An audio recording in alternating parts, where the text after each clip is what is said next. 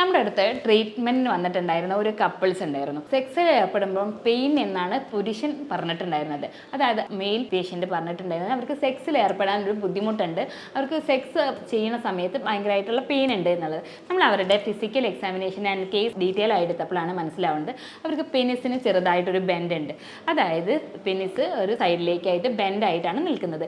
അപ്പോൾ ഇത്തരത്തിലുള്ള കണ്ടീഷൻ, അതായത് നമ്മുടെ പെനിസ് സെക്ഷൽ ബന്ധത്തിൽ ഏർപ്പെടുമ്പോൾ ഉണ്ടാവുന്ന വളവിനെ പറ്റിയിട്ടാണ് ഇന്ന് നമ്മൾ പറയുന്നത്. ഇത്തരത്തിലുള്ള ഈ വളവിന് വരുന്ന ഈ കണ്ടീഷൻസിനാണ് പെയറോനോസിസ് ഡിസീസ് എന്നാണ് നമ്മൾ മെഡിക്കൽ ടേമിലായിട്ട് പറയാറുള്ളത്. അപ്പോൾ ഇന്ന് നമുക്ക് അത് എങ്ങനെയൊക്കെ വരുന്നു, എങ്ങനെയൊക്കെ നമുക്കതിനെ റിക്കവർ ചെയ്യാം എന്നതിനെ പറ്റിയിട്ട് നോക്കാം. ഞാൻ doctor Nishitha M, doctor Basil's homeo hospital, Pandikkad, Malappuram ജില്ല.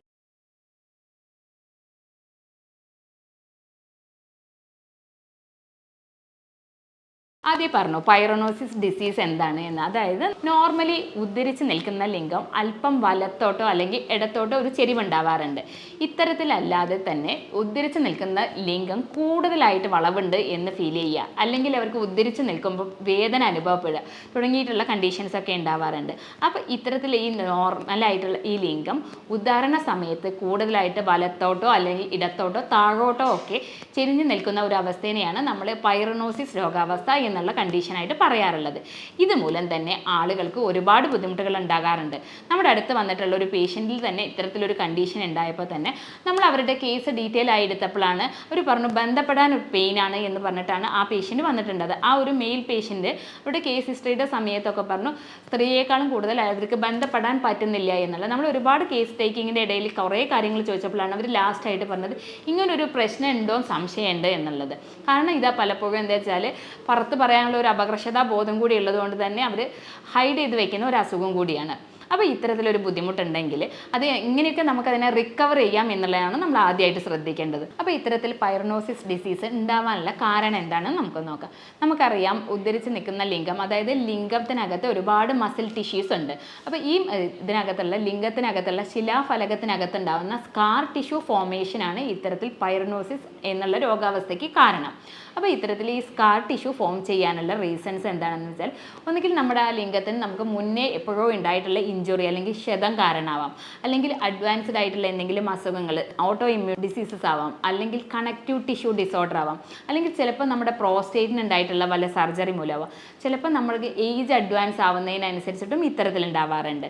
അപ്പോൾ അതുപോലെ തന്നെ എന്താ വെച്ചാൽ ഇത്തരത്തിൽ ഈ റിപ്പീറ്റഡ് ആയിട്ടുള്ള ഇഞ്ചുറീസ് ഒക്കെ പറഞ്ഞത് മൂലം തന്നെ നമ്മുടെ ആ ഭാഗത്തേക്കുള്ള പെനിസിൻ്റെ ഭാഗത്തുള്ള രക്തക്കൊഴലുകളുടെ ഡാമേജ് സംഭവിച്ചിട്ട് ആ ഭാഗത്തും ഈ സ്കാർ ടിഷ്യൂസ് ഉണ്ടാവാറുണ്ട്. പലപ്പോഴും ഈ ഒരു സ്കാർ ടിഷ്യൂ ഫോം ചെയ്ത് കഴിഞ്ഞാൽ തന്നെ ആ ഭാഗത്ത് ഒരു കൂടുതലായിട്ട് ആ ഏരിയയിലേക്കായിരിക്കും ആ ബെൻഡ് വളവ് കൂടുതലായിട്ട് ഉണ്ടാവാറുള്ളത്.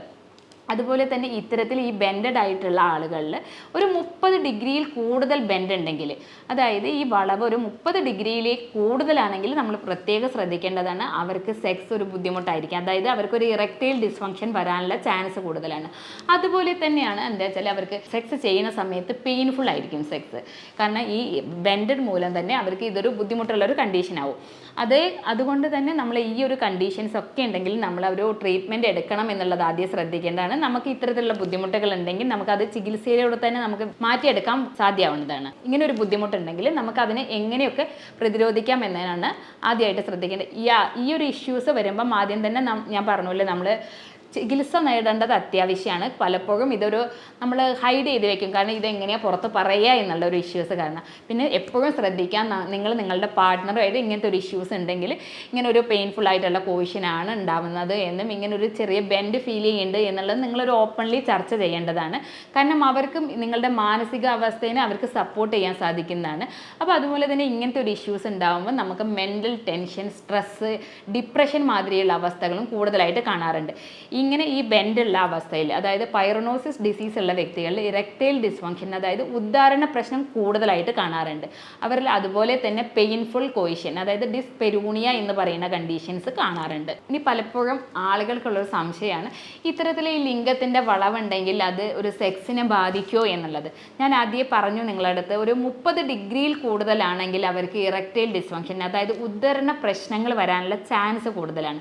അതുപോലെ തന്നെ വേദനയോട് കൂടിയിട്ടുള്ള സെക്ഷൽ ലൈഫായിരിക്കും അവർക്ക് ഉണ്ടാവാനുള്ള ചാൻസ് കൂടുതൽ. അതുമൂലം തന്നെയാണ് നമ്മൾ പറഞ്ഞത് ആദ്യം തന്നെ ഇത്തരത്തിലൊരു ഇഷ്യൂസ് ഉണ്ടെങ്കിൽ നമ്മളതിന് കൃത്യമായിട്ടുള്ള ട്രീറ്റ്മെൻറ്റ് എടുക്കേണ്ടതാണ് എന്നുള്ളത്. ഇനി ആദ്യം പറഞ്ഞു ഇതിനകത്ത് ഈ ഉദാഹരണ പ്രശ്നങ്ങൾ ഉണ്ടാവാനുള്ള ചാൻസ് കൂടുതൽ, അതിന് മാനസികമായിട്ടുള്ള ഒരു പ്രശ്നം കൂടിയാണ് ഇതുമൂലം ഉണ്ടാവുക. അതുകൊണ്ട് തന്നെ മെൻ്റലി ആയിട്ടുള്ള ഡിപ്രഷൻ, ആങ്സൈറ്റി ഒക്കെ അവരിൽ കൂടുതലായി കാണാറുണ്ട്. അപ്പോൾ അത്തരത്തിലുള്ള വ്യക്തികളാണെങ്കിൽ അവർക്ക് കൗൺസിലിംഗ്, യോഗ, മെഡിറ്റേഷൻ പോലെയുള്ള കാര്യങ്ങളും കൂടി ചെയ്യേണ്ടതാണ്. ഇത്തരത്തിൽ പൈറോനോസിസ് ഡിസീസ് ഉള്ള വ്യക്തികളാണെങ്കിൽ നമ്മൾ എങ്ങനെയാണ് അതിനെ കൺഫേം ചെയ്യുക എന്നുള്ളത്, അതിലൊന്ന് പ്രധാനമാണ് നമ്മൾ അവരുടെ കേസ് ഡീറ്റെയിൽ ആയിട്ട് കേസ് ഹിസ്റ്ററി ആയിട്ട് എടുക്കുമ്പോൾ തന്നെ നമുക്ക് മനസ്സിലാവുന്നതാണ്. പിന്നെ ഫിസിക്കലി നമ്മൾ ഒ പിയിൽ വരുന്ന പേഷ്യൻസുകളാണെങ്കിൽ നമ്മൾ അവരോടുള്ള എക്സാമിനേഷൻ വഴിയും അതുപോലെ തന്നെ അൾട്രാസൗണ്ട് വഴിയാണ് ഈ രോഗം നമ്മൾ ഇതാണ് എന്ന് നമ്മൾ കൺഫേം ചെയ്യാറുള്ളത്. അതുപോലെ തന്നെ ഇനി ഇത്തരത്തിൽ ഈ ബെൻഡഡൊക്കെ ഉള്ള വ്യക്തികളാണെങ്കിൽ, പെയിനൊക്കെ ഉണ്ടെങ്കിൽ അവരോട് നമ്മൾ omega-3 ഫാറ്റി ആസിഡ്സ് അടങ്ങിയ ഭക്ഷണങ്ങൾ, അതായത് നമ്മുടെ ചെറു മത്സ്യങ്ങൾ, കടൽ മത്സ്യങ്ങളൊക്കെ കൂടുതലായിട്ട് കഴിക്കാൻ പറയാറുണ്ട്. അത് പെയിൻ കുറയ്ക്കാൻ വേണ്ടി സഹായിക്കുന്നതാണ്. അതുപോലെ തന്നെ മറ്റൊരു സംശയമായിട്ട് ആളുകൾ ചോദിക്കാറുണ്ട്, ലിംഗത്തിന്റെ വലിപ്പം കുറഞ്ഞു കഴിഞ്ഞാൽ നോർമലി ഒരു സെക്ഷൽ ലൈഫ് സാധ്യമോ എന്നുള്ളത്. അതിന്റെ ഉത്തരം എന്താണെന്ന് വെച്ചാൽ, നമുക്കറിയാം ഒരു ഉദ്ധരിച്ച ലിംഗം ഒരു 2.5 സെന്റിമീറ്റർ വരെ ഉണ്ടെങ്കിൽ തന്നെ അത് നമ്മുടെ പാർട്ട്ണർക്ക് എല്ലാ തരത്തിലുള്ള വികാരങ്ങളും കൊടുക്കാൻ സാധിക്കുന്നതാണ്. അപ്പോൾ പലപ്പോഴും ആളുകളുടെ ഒരു സംശയമായതിനാലാണ് ഞാൻ ഇതിൻ്റെ ഇടയിൽ നിങ്ങളുമായിട്ട് ഇതൊന്ന് ഡിസ്കസ് ചെയ്തത്. ഇനി ഈ പൈറോനോസിസ് ഡിസീസ്, അതായത് ലിംഗത്തിൻ്റെ വളവിനെ പറ്റിയിട്ട് പറയാം. ഈ സ്കാർ ടിഷ്യൂ ഫോം ചെയ്തതിന് മൂലമാണ് ഇത്തരത്തിൽ ഉണ്ടാവാറുള്ളത്. അപ്പോൾ ഈ സ്കാർ ടിഷ്യൂസിനെ നമുക്ക് റിസോൾവ് ചെയ്യുന്നതിന്, അതായത് നമുക്ക് ഈ സ്കാർ ടിഷ്യൂ ഇതുമൂലമുള്ള ഈ പൈറോനോസിസ് ഡിസീസിൻ്റെ അളവ് കൂടാതിരിക്കാൻ വേണ്ടിയിട്ട് നമുക്ക് ചെയ്യാവുന്ന ചില കാര്യങ്ങൾ, വീട്ടിൽ നിന്ന് തന്നെ ചെയ്യാൻ പറ്റുന്ന ചില കാര്യങ്ങളുണ്ട്. അതിലൊന്നാണ് നമുക്ക് ചെറുതായിട്ടുള്ള ചൂടുവെള്ളത്തിൽ ചെറുതായിട്ട് ആ ഏരിയ മസാജ് ചെയ്ത് ചൂട് പിടിച്ചു കൊടുക്കുക. അപ്പോൾ അത്തരത്തിൽ ചെയ്യുമ്പോൾ നമ്മുടെ ആ ഭാഗത്തേക്കുള്ള ബ്ലഡ് സർക്കുലേഷൻസ് കൂടാൻ വേണ്ടി സഹായിക്കാറുണ്ട്. അതേപോലെ തന്നെ ചെറുതായിട്ട് നമ്മൾ മസാജ് ചെയ്ത് കൊടുക്കുക ഡെയിലി. ശക്തിയായിട്ട് മസാജ് ചെയ്യാതെ തന്നെ വളരെ ലൈറ്റായിട്ട് നമ്മൾ ആ ഏരിയ മസാജ് ചെയ്ത് കൊടുക്കുന്നതും ഇത്തരത്തിലുള്ള ബ്ലഡ് സർക്കുലേഷൻസ് കൂടാൻ വേണ്ടി സഹായിക്കാറുണ്ട്. അതേപോലെ നമ്മൾ omega-3 ഫാറ്റി ആസിഡ്സ് അടങ്ങിയിട്ടുള്ള ഭക്ഷണങ്ങൾ നന്നായിട്ട് കഴിക്കുക. ഞാൻ ആദ്യം പറഞ്ഞു മീനെണ്ണ പോലെയുള്ള ഗുളികകൾ, നമ്മുടെ കടൽ ഫിഷുകൾ, ഇവയൊക്കെ ഭക്ഷണത്തിൽ നന്നായിട്ട് ഉൾപ്പെടുത്തുക. അവർക്ക് ഈ പൈറോനോസിസ് ഡിസീസ് ഇൻറ്റൻസിറ്റി, അതായത് അതിൻ്റെ തീവ്രത കുറയ്ക്കാൻ വേണ്ടിയിട്ട് നമ്മൾ സഹായിക്കുന്നതാണ്. അതായത് ഞാൻ ആദ്യം പറഞ്ഞു ഇത്തരത്തിൽ ഈ പൈറോനോസിസ് ഡിസീസ് ഉള്ള വ്യക്തികളിൽ ഉദാഹരണ പ്രശ്നങ്ങൾ ഉണ്ടാവുമെന്ന്. അപ്പോൾ അതേപോലെ തന്നെ ഈ ഉദാഹരണ പ്രശ്നങ്ങൾ ഉണ്ടാവുമ്പോൾ തന്നെ ആദ്യം പറഞ്ഞു നമ്മുടെ പാർട്ട്ണറുമായിട്ട് നല്ല തുറന്ന ഒരു ചർച്ച ആവശ്യമാണ്. അപ്പോൾ അത്തരത്തിൽ ഈ ഒരു ഇഷ്യൂസ് ഉണ്ടാകുമ്പോൾ തന്നെ ആദ്യം തന്നെ നമ്മൾ കണ്ടെത്തി അതിനൊരു ട്രീറ്റ്മെൻറ്റ് എടുക്കേണ്ടതാണ്. ഈ ഉദാഹരണ പ്രശ്നങ്ങൾ തോന്നുന്നുണ്ട് എന്ന് തോന്നി തുടങ്ങിക്കഴിഞ്ഞാൽ ആദ്യം പറഞ്ഞു രക്തോട്ടം കുറയുന്നത് മൂലമാണെന്ന്. അപ്പോൾ ഈ രക്തോട്ടം വർദ്ധിപ്പിക്കാൻ വേണ്ടിയിട്ട് നമുക്ക് ചില കാര്യങ്ങൾ ചെയ്യാവുന്നതാണ്. നമ്മൾ അതിനനുസരിച്ചുള്ള ഭക്ഷണങ്ങൾ ഉൾപ്പെടുത്താവുന്നതാണ്. അതിൽ നട്ട്സുകൾ, ഡ്രൈ ഫ്രൂട്ട്സുകൾ, ഇവയൊക്കെ നമുക്ക് എന്താ വെച്ചാൽ ഇത്തരത്തിലുള്ള ഈ ഉദാഹരണ പ്രശ്നങ്ങൾ മറികടക്കാൻ വേണ്ടി സഹായിക്കുന്നതാണ്.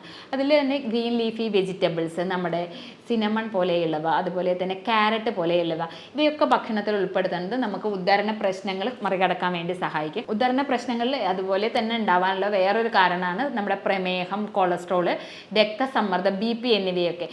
അപ്പോൾ അത്തരത്തിലുള്ള വ്യക്തികളാണെങ്കിൽ അവയും കൺട്രോൾ ചെയ്യാൻ വേണ്ടിയിട്ട് നിങ്ങൾ ശ്രദ്ധിക്കേണ്ടതാണ്. ഇപ്പോൾ ഒരു ഹൈ ഷുഗർ ഉള്ള ഒരു പേഷ്യൻറ്റിനാണ് ഈ പൈറോനോസിസ് ഡിസീസും കൂടി ഉള്ളത് എന്ന് നിങ്ങൾ കൺസിഡർ ചെയ്യുകയാണെങ്കിൽ അയാളുടെ രക്തത്തിൻ്റെ ബ്ലഡ് ഷുഗർ ലെവലും കൂടെ നമ്മൾ മോണിറ്റർ ചെയ്തിട്ട് അതിനൊരു നോർമൽ ലെവലിലേക്കും കൂടി ആക്കാൻ വേണ്ടി പ്രത്യേകം ശ്രദ്ധിക്കേണ്ടതാണ്. നമ്മൾ ഒരു അസുഖത്തിന് ട്രീറ്റ്മെൻറ്റ് എടുക്കുമ്പോൾ അതിൻ്റെ ബേസിക് ആയിട്ടുള്ള മറ്റ് കണ്ടീഷൻസും കൂടി നമുക്കുണ്ടെങ്കിൽ അവയും കൂടി നമ്മുടെ കൺട്രോളിൽ വന്നാലാണ് നമുക്ക് ഈ ചികിത്സ ഏറ്റവും നല്ല രീതിയിൽ നമുക്ക് കൊടുക്കാൻ സാധ്യമാവാറുള്ളൂ. അതുകൊണ്ട് തന്നെ ഈ ഇറക്ടൈൽ ഡിസ്ഫങ്ഷൻസ് ഇതിൻ്റെ ഭാഗമായിട്ട് വരുന്നതാണെങ്കിലും നമുക്കൊരു സിസ്റ്റമിക് ഡിസീസസ്, അതായത് പ്രമേഹം, കൊളസ്ട്രോള്, പ്രഷർ എന്നിവയൊക്കെ ഉണ്ടെങ്കിൽ അവയൊക്കെ നമ്മൾ മോണിറ്റർ ചെയ്തിട്ട് മാനേജ് ചെയ്തിട്ട് വേണം നമ്മളൊരു ഇതിനൊരു ട്രീറ്റ്മെൻറ്റ് എടുക്കേണ്ടത്. ഈ ഇറക്ടൈൽ ഡിസ്ഫങ്ഷൻസ് ഉള്ള വ്യക്തികളാണെങ്കിൽ ഞാൻ ആദ്യം പറഞ്ഞിട്ടുണ്ട് സവോള നമ്മുടെ ഭക്ഷണത്തിൽ ഉൾപ്പെടുന്നതാണ്, വെളുത്തുള്ളി നല്ലൊരു കാര്യമാണ് എന്നുള്ളത്. അതേപോലെ തന്നെ ക്യാരറ്റ് ഭക്ഷണത്തിൽ ഉൾപ്പെടുത്താവുന്നതാണ്. ഇനി ഈ ഇറക്ടൈൽ ഡിസ്ഫങ്ഷൻസ് ഉള്ള വ്യക്തികളാണെങ്കിൽ നമ്മുടെ വാട്ടർ മെലോൺ നാച്ചുറൽ വയാഗ്ര എന്നറിയപ്പെടുന്നതാണ്. അപ്പോൾ അതിൻ്റെ ജ്യൂസ് ധാരാളം കുടിക്കുന്നത് നല്ലതാണ്. ആഴ്ചയിൽ ഒരു 3 ദിവസമെങ്കിലും നമ്മൾ അതേപോലെ വാട്ടർ മെലോണിൻ്റെ ജ്യൂസ് അല്ലെങ്കിൽ അവോക്കാഡോ നമുക്കറിയാം ബട്ടർ ഫ്രൂട്ടൊക്കെ എന്ന് പറയുന്നത്. അപ്പോൾ ഇവയൊക്കെ ബട്ടർ ഫ്രൂട്ടിനകത്ത് കഴിക്കുന്നത് മൂലം നമ്മുടെ ടെസ്റ്റോസ്റ്റിറോണിൻ്റെ ലെവൽ കൂടാൻ വേണ്ടി സഹായിക്കുന്നതാണ്.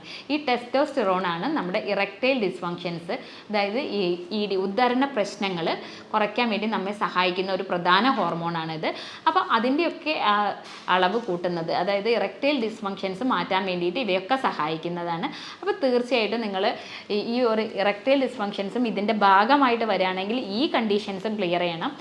ഇപ്പോൾ ഇറക്റ്റൈൽ ഡിസ്ഫങ്ഷൻസ് ഉണ്ടാവാനുള്ള നമ്മുടെ സിസ്റ്റമിക് ആയിട്ടുള്ള മറ്റ് അസുഖങ്ങൾ ഉണ്ടെങ്കിൽ അവയും കൂടി മോണിറ്റർ ചെയ്യാൻ വേണ്ടി നിങ്ങൾ പ്രത്യേകം ശ്രദ്ധിക്കേണ്ടതാണ്. ഈ കാര്യങ്ങളൊക്കെ നിങ്ങൾ ശ്രദ്ധിക്കുക. നിങ്ങൾ അടുത്ത് പറഞ്ഞിട്ടുള്ള മസാജ് ചെയ്യുക എന്നുള്ള കാര്യങ്ങളും, അതുപോലെ തന്നെ പെയിൻ കുറയ്ക്കാൻ വേണ്ടിയിട്ട് ചെറുതായിട്ട് നമ്മൾ ചൂടുവെള്ളത്തിനകത്ത് ചൂട് പിടിച്ചു കൊടുക്കുന്നത് നല്ലതാണ്. ഇവയൊക്കെ നിങ്ങൾ ശ്രദ്ധിക്കേണ്ടതാണ്.